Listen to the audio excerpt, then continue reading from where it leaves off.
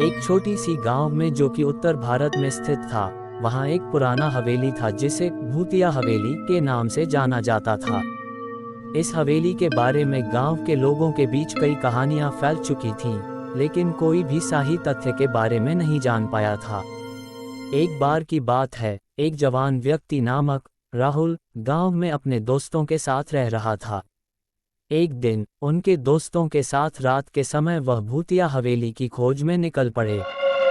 वे सब मनोरंजन के लिए वहां गए थे, लेकिन क्या उन्हें वहां जाने के बाद अपने अनुभवों का पछतावा होगा? हवेली में पहुंचने पर अजीबोगरीब आवाजें सुनाई देने लगी। वे चारों ओर ध्यान देने लगे, लेकिन कुछ भी देखने या सुनने के लिए नहीं मिला। तभी एक अजीब छाया उनके सामने आई। राहुल की दिलचस्पी उस छाया में बढ़ी और वह उसकी पीछा करने लगा। छाया उन्हें एक पुरानी और भूतिया किताब के पास ले गई, जिसमें चीनी लिखाई में "ये न दिखे, न बजे, न गिरे, न टूटे, फिर भी हमेशा वहां रहे" था।